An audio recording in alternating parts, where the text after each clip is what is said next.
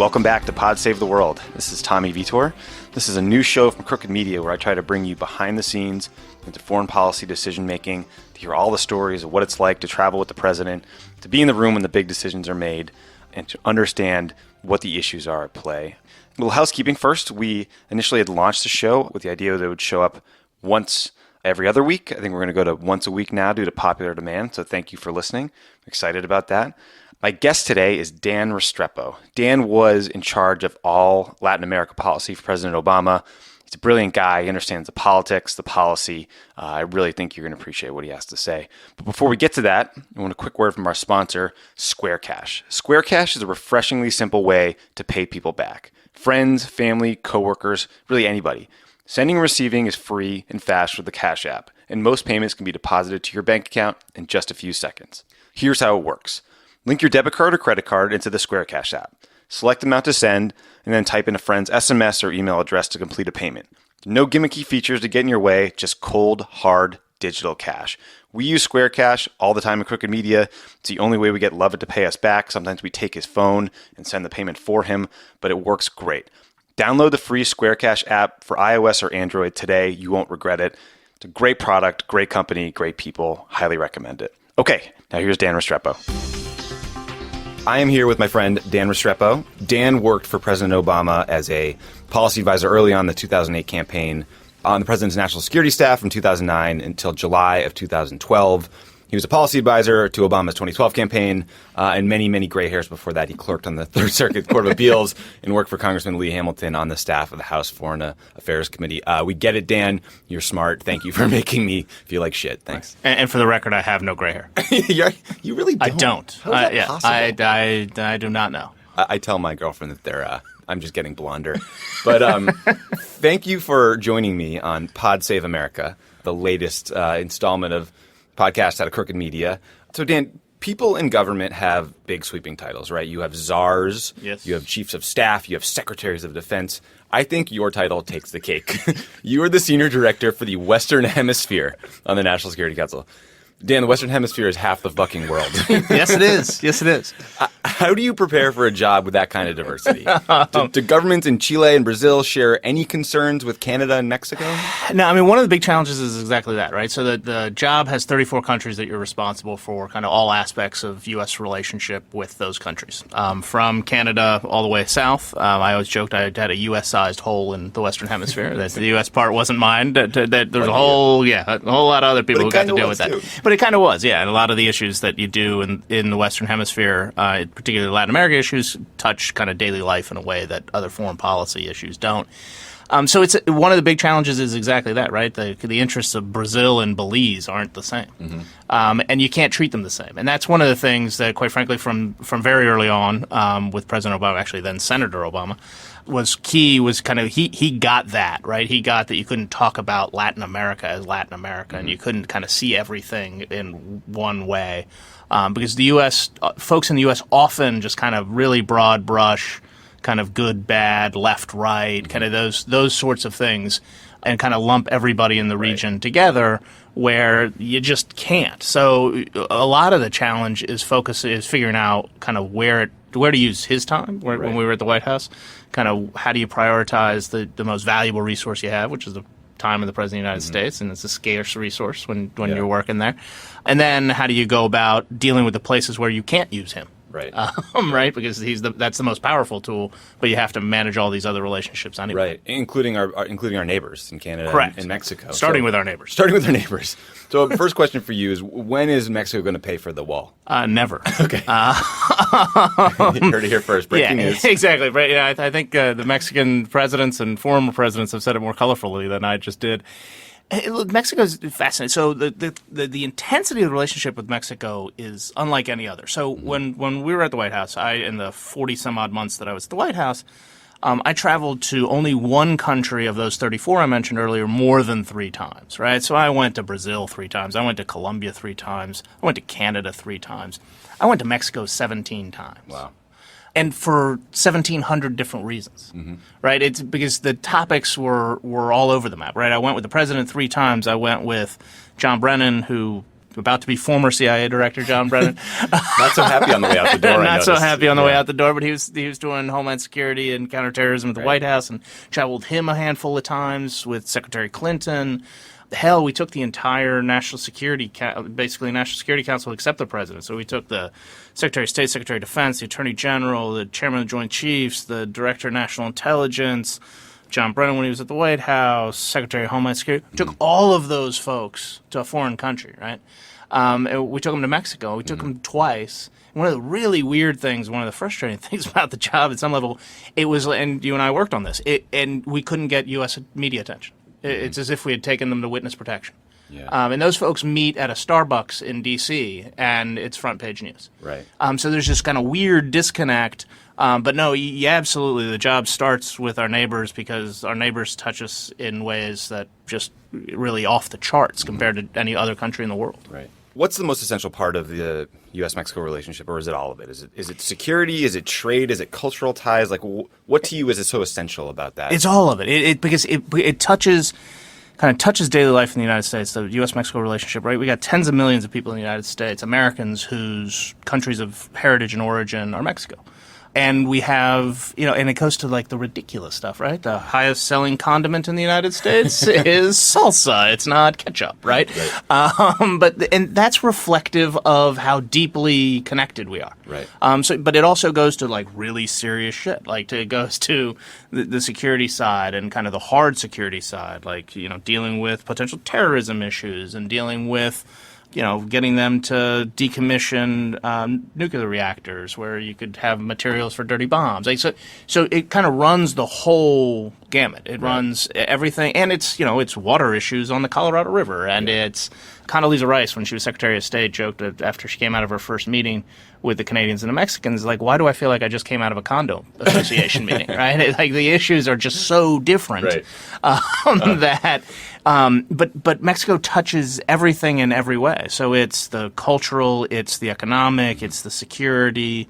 You name it, there's a Mexico piece to it. So you may have noticed that the immigration debate in this country is toxic. Most famously, President-elect Trump said Mexico was sending criminals and drugs and rapists to the country. I'm wondering, how much does that conversation trickle down into Latin America? Do you think it hurts our ability to get stuff done? Absolutely. Okay. It absolutely hurts our ability to get stuff done. The issue that people raise the most, I prepared and then participated in 30 bilateral meetings that President Obama had with counterparts in Latin America. And the only issue that came up in all 30 was the need for immigration reform in the United States, and kind of concern about the immigration debate in the United States. And that's from countries that have not, like Brazil or Argentina, like that don't have large immigrant populations in the United States, but it kind of affects how we are seen as seeing them. And if you're talking smack about Mexicans and Mexico, because when Donald Trump says Mexicans, the whole region hears all of us. Right. They don't make that distinction, right? Quite frankly, I don't think Trump's making that distinction either. Yeah. But so it absolutely kind of it poisons the well, if you will, kind of our inability to wrestle with that. But I think it's also important, and this is something I always pointed out to them. And this doesn't justify by any stretch of the imagination the kind of ugliness and unacceptable stuff we've heard about Mexico, about immigrants, about Latinos in the United States. But this is not new in American history. Yeah. Ben Franklin talked about the Germans were sending their dumbest people to colonial Pennsylvania, and that that if we weren't careful, we were going to all end up speaking German and not English. So at times of big influx of immigrants relative to the population of the United States, we get these periods of real ugliness. Thankfully, that recede. That go away over time, and you see it at the local level where when all of a sudden when there's an immigrant population boom in any particular place, the initial reaction is really negative. The initial reaction is kind of fear of other. But as people live side by side and realize, look, these are hardworking people who are just trying to do right by their families and do right by their communities, people come to terms with it, and the great American experiment works and continues to work. I think we're living one of those moments as a country right now. So you're saying history repeats itself? I'm saying we could potentially learn from it? We could potentially learn from it. And silver lining, I guess. Right, exactly. Yeah. So obviously this is a dark moment, and particularly for Latinos in the United States, where we kind of feel put upon in a way that is completely unacceptable. But I think there's reason for optimism in this. Look, California went down this route, and Pete Wilson, turned the state almost eternally, democratic by vilifying Latinos, right? In something that worked politically short term, right? People forget that Pete Wilson's initial move was actually beneficial to Pete Wilson, but ended up being a complete and utter disaster for him politically over time. So I'm not, necessarily in a place where I'm completely depressed about where we are on this stuff. I think that we've seen this piece of this movie has happened before. That's good.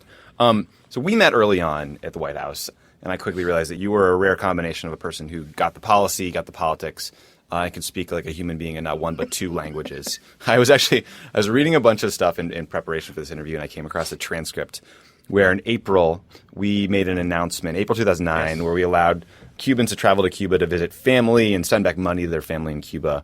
We changed the law.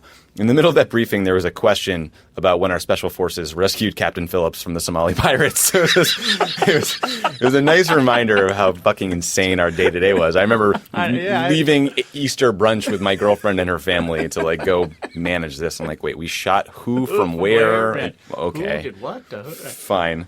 But, I think that there's this, we sort of hinted at this earlier, but there's this false piety in foreign policy where we act like it's divorced from politics. Right. But that's clearly ridiculous because you need support for your policies. And I feel like you're an expert in Cuba, which may be the most politicized foreign policy issue, maybe tied with Middle East peace. Right. I don't know. It's up there. Yeah. I was wondering, how did you balance politics and policy when you were doing your job?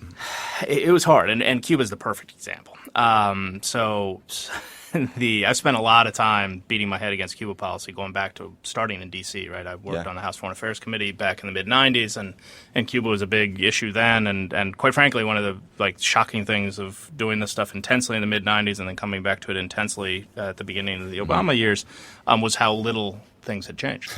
On the Cuba stuff, the political actors were the same guy. I mean, it was all the same cast of characters saying the same stuff same over and over. It was all all the same kind of goofiness going nowhere. And Cuba was one of those things where you said, where we started back in April of 2009, now seems like peanuts, but there was this really deliberate process. So there's two things. There's kind of two things to keep in mind: what you can legally do, and then what you can politically do. Right.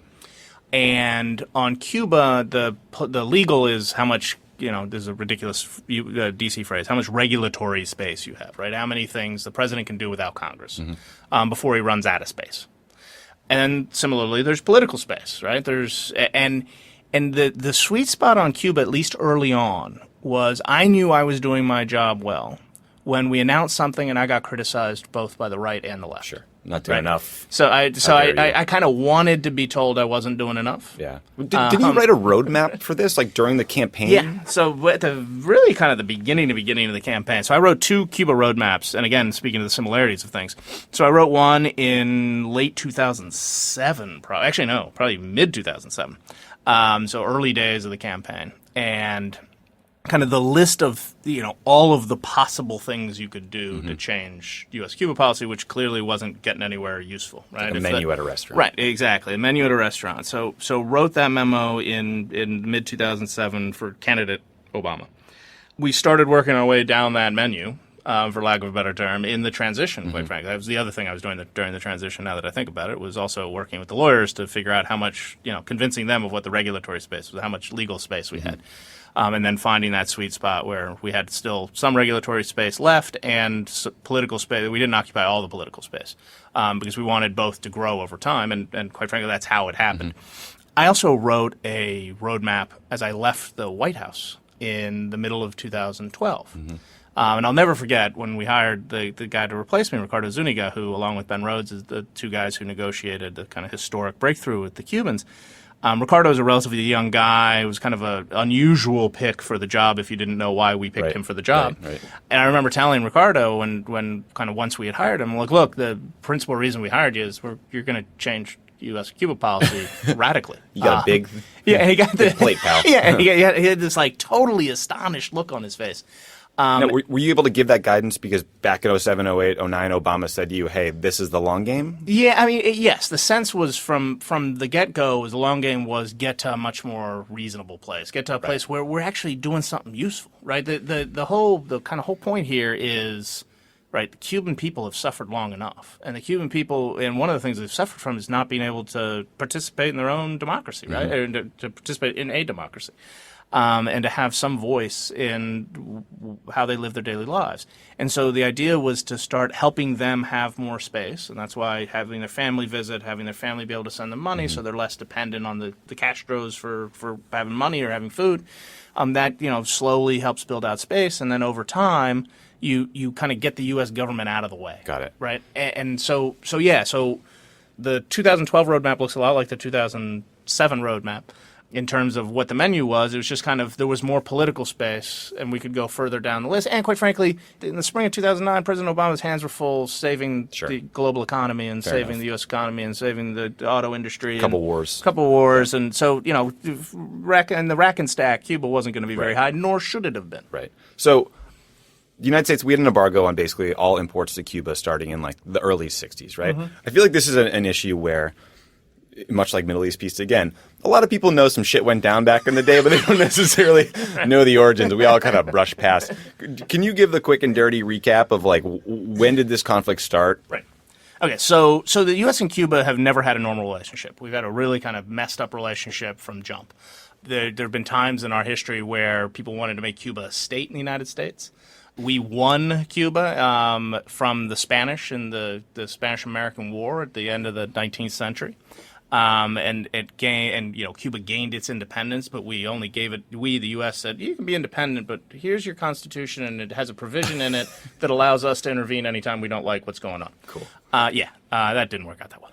And so over time, they ended up having a very repressive government, and so the Castros, who were very young at the time, in their late 20s. Started a revolution, and it's one of the few successful Marxist revolution. Actually, it wasn't even a Marxist revolution at its get-go, but one of the few successful revolutions in the Western Hemisphere. Overthrows the dictator, a guy named Batista. On January 1st, 1959, Fidel rolls into Havana and takes over. And takes over, with a pretty lefty view of the world. And pretty quickly becomes very lefty, right? Very repressive. So kind of falls into this again. We're at the kind of the height of the Cold War, and at time kind of countries pick sides between the U.S. and the USSR and the Soviet Union. And given the complicated history we'd had back in the day with the Cubans, Fidel went the other way. Fidel went the Soviet Union way. Early 1960s, you have the Cuban Missile Crisis, where the Soviets decided to put nuclear warheads on missiles in Cuba. President Kennedy has to get them out. So you have this confrontation, the closest the world's ever come to full-on nuclear exchange between. Hey, give it a couple months. So far. And right around that time, right around the Cuban Missile Crisis time, the U.S. kind of puts in a series of sanctions against the Cuban economy, really. It was at a time when sanctions were a lot more broad, a lot broader than they are today. Today, we tend to sanction people. Right. And individuals who are doing stuff that's bad instead of countries. But back in the day, we kind of took broad brush and sanctioned Cuba writ large. So and that starts the Cuban embargo, which actually, as a matter of law, is with us today. Right. And so in classic DC fashion, we have a policy and a set of laws in place for 50-some-odd years that do absolutely nothing to change the situation on the ground or our relationship with Cuba until 2015. Obama announces this historic deal to restore his diplomatic relations. What do you think that means practically and symbolically? So symbolically, it's huge. Symbolically, it is kind of the end of the Cold War in the Western Hemisphere. In Latin America, a place where the Cold War became very hot in a bunch of places, right? The civil wars in Central America, where hundreds of thousands of people got killed, are a function of the Cold War. The similar conflict in Colombia that's coming to an end with similar casualties over time, a function of the Cold War. So the Cold War was kind of a very kind of important, formative thing in Latin America and in U.S.-Latin American relations, normalizing diplomatic relations with Cuba and saying that we want to have a normal relationship with Cuba, symbolically was incredibly important. Practically, it has there are the benefits are limited in the short term in large measure because the Cubans have got this very complicated dance. And they didn't do this because they wanted to. They did this because they had to. And they did it because Venezuela's in a death spiral, who's kind of been their economic, their sugar daddy, who's kind of kept them afloat after the Soviet Union, quite frankly. And you get Raúl Castro, the younger brother of kind of the legendary leader of the Cuban Revolution, Fidel Castro, who recently died. Or they recently told us he died. I'm not sure how recently he died. And so the Cubans are trying to maintain control, right? They're not interested in democracy. They're not interested in respecting the rights of their people. But they realize they have to have a better economic relationship with the United States. And quite frankly, in December of 14, what President Obama and President Castro did is they both put bets on the table, right? And President Obama's bet is I'm gonna get the U.S. out of the way. I'm gonna stop being the excuse for all the crazy shit you're doing. Every grievance, every rationale for cracking down on people. I'm gonna try creating as much connectivity and much people going there, doing business, because I don't think your political system can survive that. And Raúl Castro was like, I'm going to try opening up I'm going to open up, but I'm going to try opening up as little as I can and holding on for as long as I can. And that's kind of this dance that we've now seen over the course of the last couple of years. I think life is qualitatively better in Cuba today, but at the same time, people are still getting their heads bashed in by secret police. They're still getting detained. They're actually getting detained probably more in kind of absolute terms in terms of the number of people being detained. But but they're being detained for a couple of days here and there, whereas it used to be 20 years here and there. Right. And that doesn't justify, but it also underscores that the Cubans are trying desperately to hold on to control, and they're finding it harder and harder to do. Right. I mean, this is as heated an issue as you find discussed, especially in places like Florida. I mean, I wonder, you hear critics saying, like, how could Obama go to a baseball game in Cuba while they're still locking up dissidents and they're fundamentally a repressive regime? Do you think are these false choices? I mean, what do you think about that? Yeah, I think it misses the point. And again, so for 50 some odd years, the excuse that the Cubans have used for bashing people's heads in is that the U.S. is the evil empire who's trying to overthrow us, right? That argument gets a whole lot harder to run on a daily basis when the supposed emperor of the evil empire has gone to a baseball game with Raúl Castro. People like him. And people like him. And quite frankly, he looks more like Cubans today than Cuban leadership looks like Cubans today, given his own background. It just becomes a lot harder to do. So you take I think that one of the things that President Obama has done is he's willing to take that kind of short-term gotcha political hit for a long game benefit for the United States and for Cuba. So he hasn't been as concerned with kind of the day-to-day noise that those sorts of things generate, but understands kind of where he's headed and how this fits into where he's headed. So, I get that people are upset by it, but I think they're failing to, the old expression, they're failing to see the forest for the trees. Mm-hmm. Do you think, I mean, I know predicting is a fool's errand, but do you think Trump will roll back these changes? Or related, do you know anyone who has a hotel down there that they want to sell to Don Jr. or Ivanka to help us preserve these changes? That would certainly be the easiest way to preserve the changes. So the changes that the President Obama had done over the course of all 8 years, there's a bunch of different changes, right? And we've gone kind of piece by piece, going back to that notion of filling regulatory space, but not all of it, and leaving political space so you could keep growing. And that's happened. They've now filled pretty much all the regulatory space before they left. Right.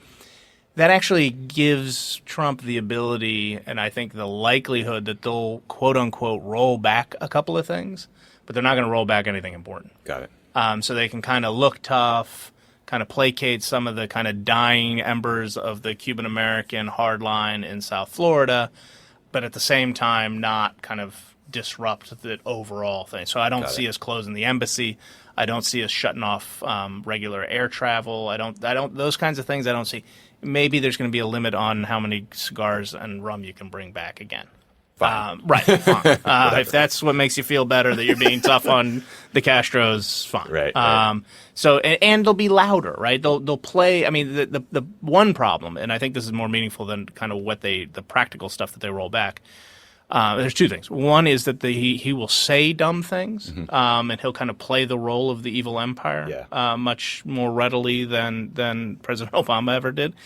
And the second is, and this goes back to this notion that the Raúl Castro and the Cubans are doing as little as they can. So one of the things that's going to happen, so President Obama, Rhodes, other folks have been pushing on the Cubans all along to keep doing more. That makes their life harder every time you get pushed. That's going to kind of go away. So they'll get a little more breathing room in that sense. They'll have the kind of useful idiot emperor kind of thing to blame again.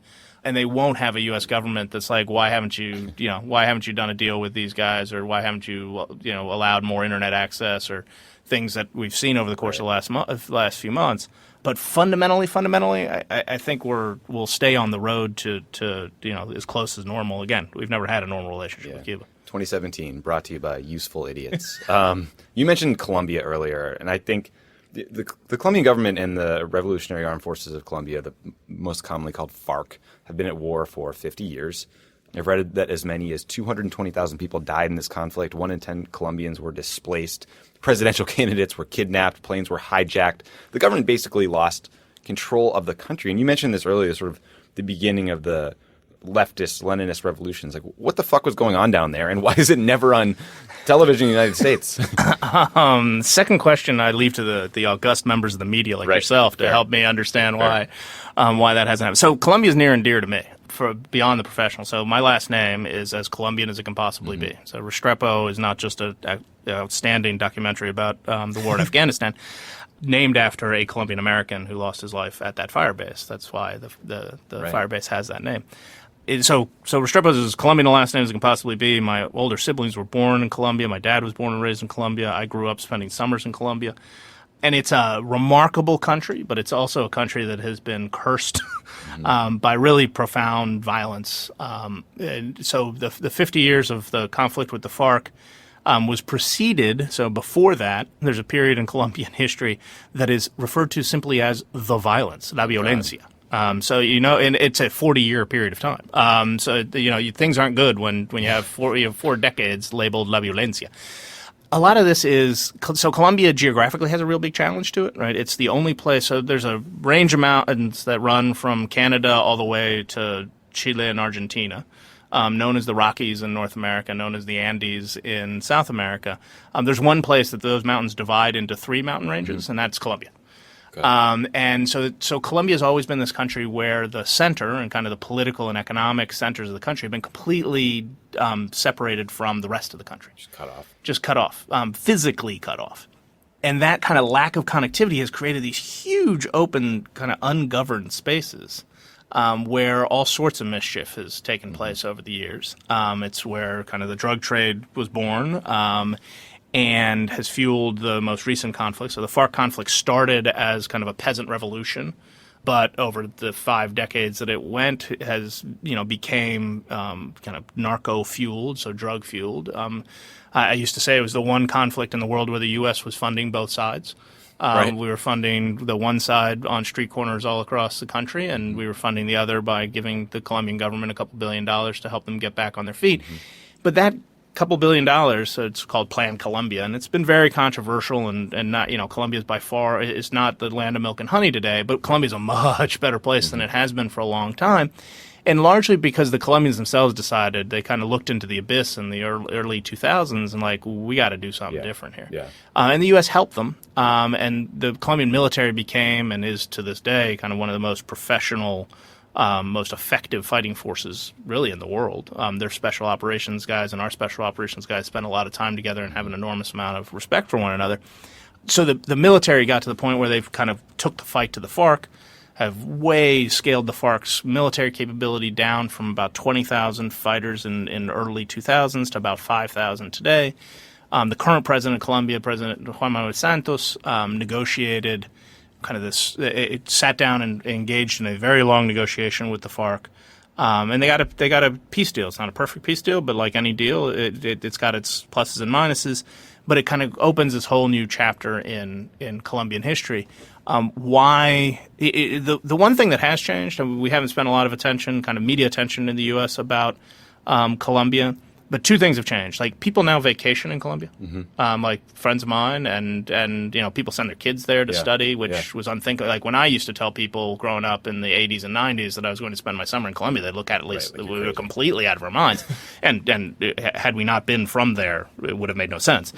But now, that has changed. So the kind of image of Colombia has changed, and I think that's because the reality of Colombia changed.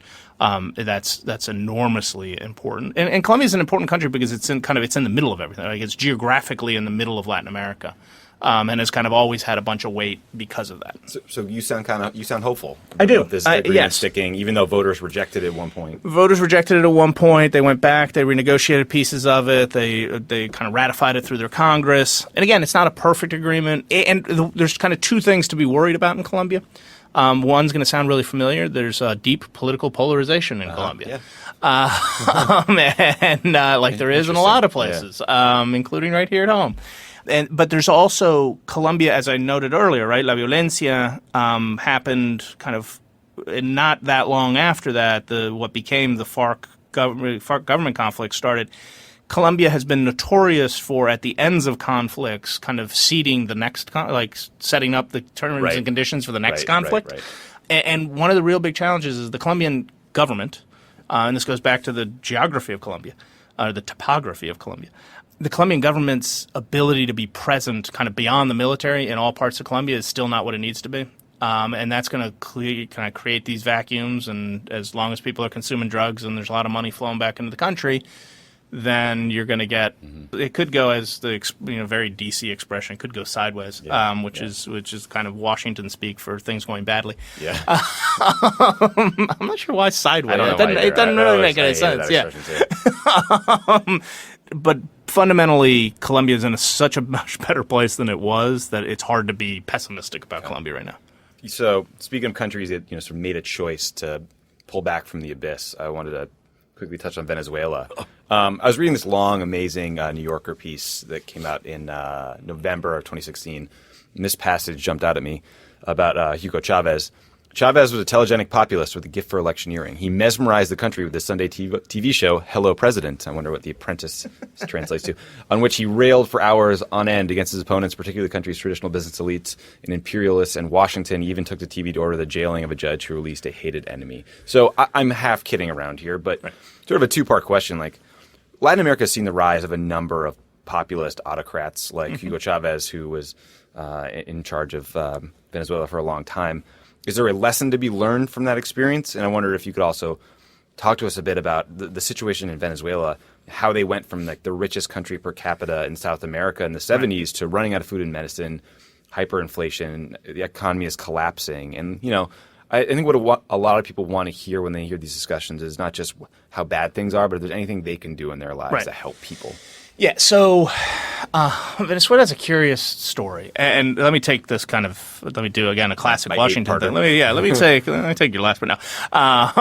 Let me ignore the part I don't want to answer, and because you gave me a bunch of different options. One's this whole notion of populism, right? Yeah, the countries in Latin America have done populism. Those of us who work on Latin America stuff always kind of often point out that the Americas does things first. Kind of democratic transitions in the post-Cold War era started in Latin America, and kind of you saw it elsewhere, and kind of the post-colonialism started in Latin America. Kind of the democratization of the 80s and 90s started in Latin America. A bunch of different kind of global trends that people identify with other parts of the world actually often started in Latin America. Populism is another one of those, kind of the current spate of populism. In large measure started in the Americas. And actually the story of Chavez is an instructive one. And Chavez's first election, so Chavez is this kind of had been this discredited former colonel who had been thrown in jail for trying to start a coup, an actual coup, right? Like using guns and tanks and stuff to take power. Spent some time in jail and comes out of jail and kind of declares himself a political actor. And he kind of rides this tide to his first election, pure, a pure, no funny business, Democratic win in a country that had pretty strong, at least by Latin American standards, democratic institutions. And he gets to his inaugural, and the first thing he does, right? The Congress and the president are elected separately, so it was still the old Congress.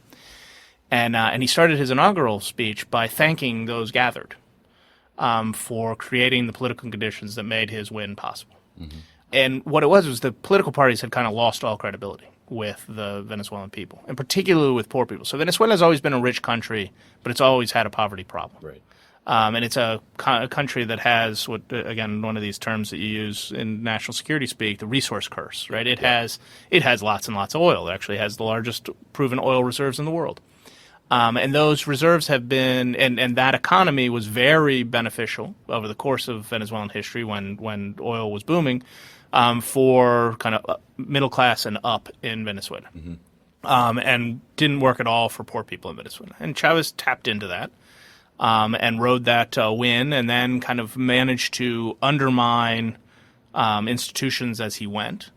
Had the huge benefit of being elected when oil was at like $10 a barrel and riding at $120 a barrel. So you can buy off a lot of people along the way, and he did.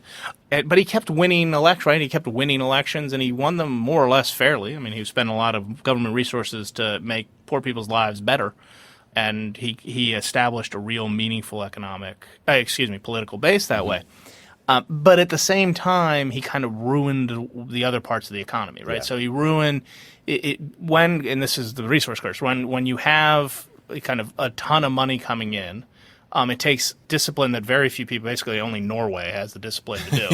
Was with those guys. They just get it right. The Norwegians got it going, but they're pretty much the only ones who got it going, where they save their money for when the price of oil goes down, they don't run out of money.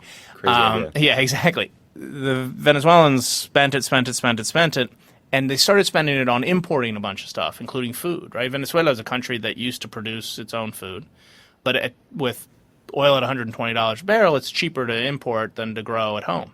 So they ended up kind of displacing and kind of ruining the productive capacity of the country. And as the price of oil comes back down and you don't have the same kind of cash to go buy stuff, you have this problem. And then Chavez dies, and he gets replaced by Nicolás Maduro, the current president.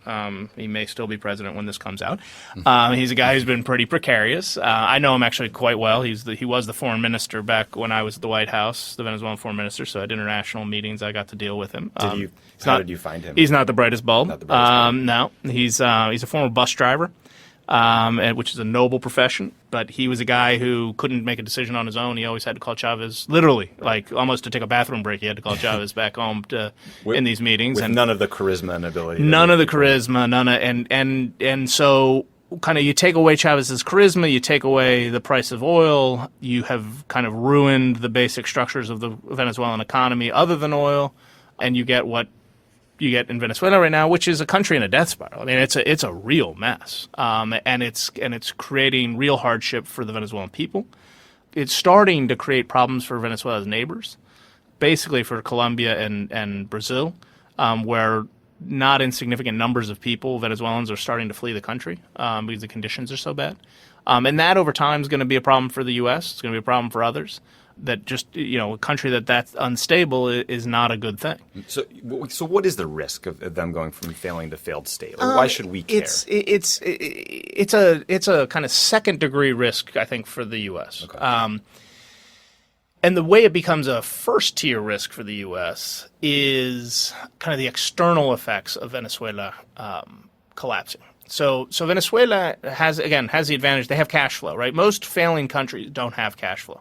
But they still have a lot of oil, and they're still selling oil, and there's still cash coming in. So they're able to, there's kind of three groups of folks, guys with guns in Venezuela. There's the military, there's the National Guard, there's the Army, there's the National Guard, and then there's like informal groups that the government has armed, which could get really dangerous.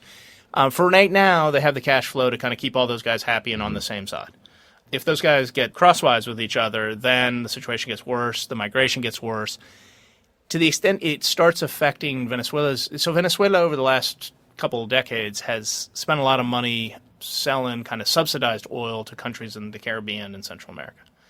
If the price of oil starts going up and Venezuela can't ride that because they've kind of lost a lot of capacity along the way, then you get kind of countries, these pretty fragile countries in the Caribbean and Central America, their economic situation gets worse. And economic situations getting worse in the world have one effect, and they've always had the same effect, and that's people on the move. Right. In large numbers. Right. And really, if Venezuela were to full-on collapse and they could no longer support Cuba, then you get into the one thing that used to keep me awake at night in my old job at the White House. Like the one thing in Latin America that can kind of keep you awake. Other parts of the world have more things to keep them awake. For me, the nightmare scenario was mass migration. The nightmare scenario was tens of thousands of people getting on boats in the Caribbean, either from Cuba or Haiti. Those are the two places where it's traditionally been. So desperate that kind of that was the only thing to do to head towards the United States. And that is not, that ends up costing thousands and thousands of lives. And it would be a political show of the first order here in the United States. You can say shit on this. A shit show of the first order on the United States. And so that's kind of how Venezuela going from failing to failed could become kind of a, top of the list kind of problem for a president of the United States. The way Haiti was for Clinton in the 90s. Right. Before we move on from Venezuela, I would be remiss to say I went to a little school called Kenyon College in Ohio, and a guy who went there before me is named Leopoldo Lopez, who is a politician who has been imprisoned by Maduro for like 3 or 4, maybe 5 years now. So if you guys listening want to pick up the cause, check out Free Leopoldo. There's a website. He's a charismatic, smart guy trying to do the right thing who's gotten locked away by a despot. By a despot who's desperately afraid of putting Leopoldo back on the street because Leopoldo's much more popular than he is today. Leopoldo's a guy who came to visit me in the White House when I was at the White House. I've actually sat and chatted with his wife and his mom on a number of occasions, and they're actually making life much harder for his wife these days. And they got young kids that are roughly the age of my kids. It's a tough story, but it's one where people need to kind of get engaged in the public debate on, so that the pressure stays on the Venezuelans. Yeah. So I was half kidding about this with the Trump lead-in, but there, I do wonder if you see a lesson in sort of the rise of the Pinochets or the Chavezes or the name your 31 flavors of autocrats in the region. If there's something that precipitated that rise that people should be mindful for, because I don't want to sound alarmist or hyperbolic, but people are genuinely afraid. And I think looking to history is not the worst idea. No. So I think two things to keep in mind. One is to understand how these guys came to be. And that goes to kind of the discrediting of the governing institutions that existed at the time. And Pinochet and Chavez are very different in that one bombed his way. Pinochet shot his way to power on September 11th. It's a date that's been infamous in Chilean history for much longer than U.S. history. And Chavez, who did it through the ballot box. I think the important thing, and the Chavez story is incomplete, but this is how the Chavez story is going to finish and how the Pinochet story finished, is people stayed engaged. People stayed engaged and stayed active and raised their voices at a time when, yes, people are afraid in the United States right now and uncertain in the United States. We're nowhere near what the folks in Chile stared down over several decades to get their democracy back. And hopefully we'll never be anywhere near that. But I think the instructive lesson is, and this has been true for populists throughout Latin America, is for folks to remain engaged or to get back engaged in the game. And the second is for political actors to not get as hung up on the kind of what the other guys say, what the populist is saying, but focused on what they're doing. Got it. And having real responses and real answers of what you would do differently, not just that guy's bad and what he's doing is dangerous. That's part of what you have to say every time they do something that's dangerous. But you also it's got to be, and we would do X instead. Right. So I think it's don't lose hope. Either get engaged, stay engaged, or get engaged. And focus on clear governing alternatives, not just criticism, because these guys kind of feed off criticism. Right, that is very good advice, and we've seen this play out for a while. I think my last question for you, unless I forgot anything, which is, it sounds like Trump wants to pull back from the world stage. I assume that would mean Latin America, and I'm wondering who you think would fill that void and what it might mean. China, and it's not entirely clear what it would mean. So the Chinese have been much more active, economically active in Latin America for quite some time now. Particularly inside. They buy the bunch of resources. So they've done what every great kind of rising power in the history, basically, since Columbus forward, has done, which is utilize particularly South America for its resources. It's an incredibly resource rich, right? It's got you got a third of the world's fresh water. Which means it's got tremendous agriculture. It's got minerals up the wazoo. It's got oil. It's got kind of everything going for it from a natural resource perspective. So first the Spanish, in a colonial way, came and kind of reaped the benefits of that. Then the United States, as a great power, kind of declared it off limits to the rest of the world through the Monroe Doctrine and said, this is ours, and we're going to do what we want to here in this region, in a pretty colonial but slightly more sophisticated way. And the Chinese are now, with what is a colonial economic approach, but a more sophisticated way, they're coming to buy stuff, right? They're not taking it, they're buying it.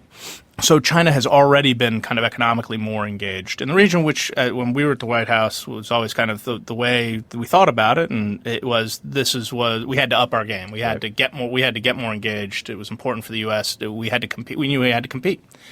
If the U.S. decides it's not going to compete, that kind of makes things easier for the Chinas of the world to buy. The basic economics, right? They'll be able to buy stuff more cheaply.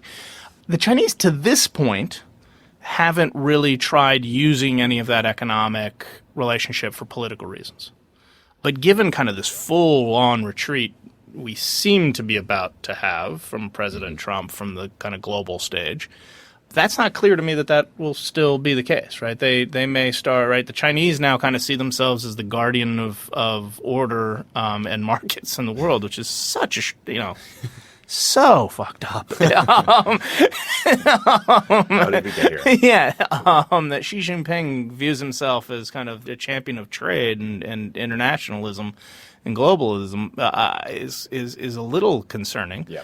And so they're the likeliest actor to. And at the same time, though, like one of the things that we fall into, and I just fell into it, is viewing Latin America kind of as a passive actor, right? Like something that. And one of the interesting things that's happened over the course of the last few decades, but really in the last 10 years or so, is Latin America has gotten kind of much more assertive as being part of the world. Mm-hmm. And so that's the other thing and that's not a bad thing. And you've got kind of serious countries and serious leaders who will similarly fill the space both within the region but also globally of the U.S. kind of receding from worrying about what the rules are and worrying about making sure things can move about the world in an orderly fashion. I think you'll get kind of Latins more engaged on those kinds of issues and on climate and things that they're not going to. The U.S. is going to be alone in denying climate change, right? The Chinese are making a move to the clean economy.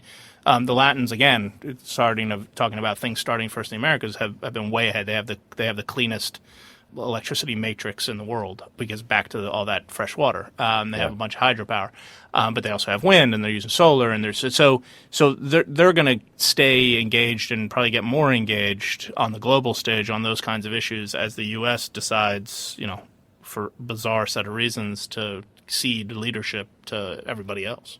Yeah, that's a happy way to end this conversation. Yeah, Dan, I could talk to you all day. I just want to say thank you for this conversation, for saving the Western Hemisphere for all those years. Did what I could. My siblings always love the fact, so I'm the youngest of 5 kids, so when they called my office, the answer the phone, Western Hemisphere.